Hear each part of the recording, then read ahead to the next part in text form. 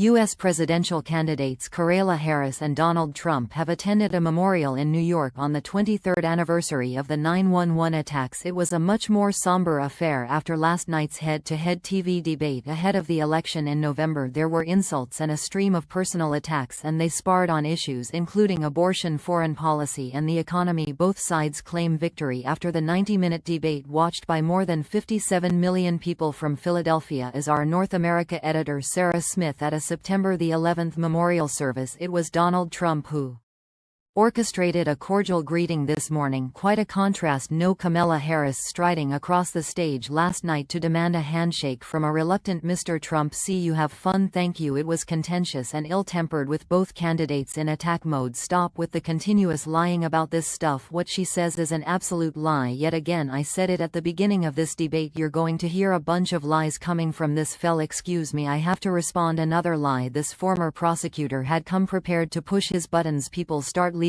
his rallies early out of exhaustion and boredom, provoking an unsubstantiated rant about illegal migrants in Ohio. In Springfield, they're eating the dogs, the people that came in, they're eating the cats, they're eating the pets of the people that live there. Just watch both their faces. He is clearly bristling with barely contained frustration. She's enjoying mocking and laughing at him, but deadly serious when attacking him on abortion rights. The government and Donald Trump certainly should not be telling a woman what to do with her body. I have Miss Harris said she would try to reinstate the right to have an abortion, but her vice presidential pick says abortion in the 9th month is absolutely fine. He also says execution after birth, it's an execution. No, a claim so outrageously untrue one of the debate moderators had to step in. There is no state in this country where it is legal to kill a baby after it's born. A fluster. Donald Trump relied repeatedly on attacking the current administration's record on immigration. Why are we allowing these millions of people to come through on the southern border? How come she's not doing it? Democrats here say they are very happy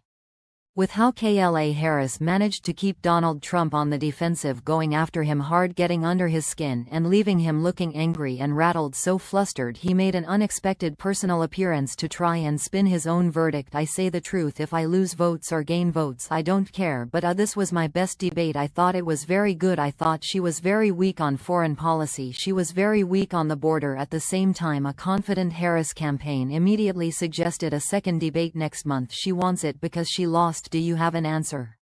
Well, I don't know. I have to think about it, but if you won the debate, I sort of think maybe I shouldn't do it. Why should I do another debate? And we will win. Post-debate celebrations in the Harris camp were capped by a huge celebrity endorsement, as Taylor Swift declared after watching that event she'll be voting for Kamala. Applause.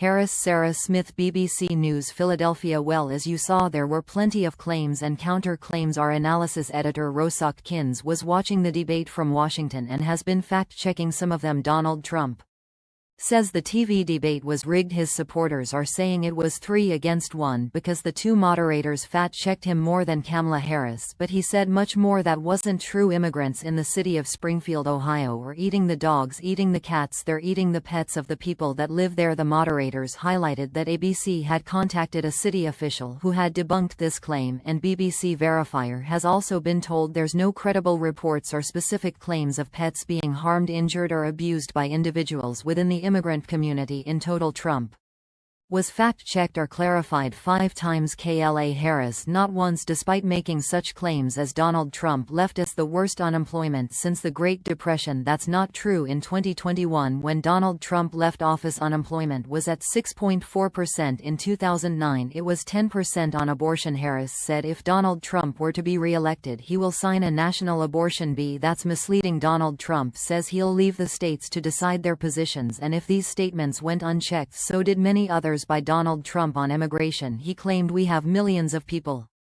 pouring into our country from prisons and jails, from mental institutions and insane asylums. This is not supported by available evidence. During one attack on Biden and Harris, Trump claimed we have inflation like very few people have ever seen before, probably the worst in our nation's history. That's not true. Inflation in the U.S. peaked at 99.1% in June 2022, and it's been above 9% at various points in U.S. history. So claims went unchecked, others were challenged, and this was different to the Biden-Trump debate in June when CNN decided not to fact-check during the debate, though it did Afterwards, this is another illustration of how ever since Trump ran in 2016 the media has wrestled with how to respond to the volume of false and misleading claims that he makes in this debate. Both candidates made statements that require correction, but Trump did so more than Harris. It's not biased or rigged to point this out. Rakens there. Well, our North America editor Sarah Smith joins us now. The polls have certainly shifted since President Biden decided not to run again. Just how tight is this election looking? Well, the poll suggests that it is still absolutely neck and neck. So,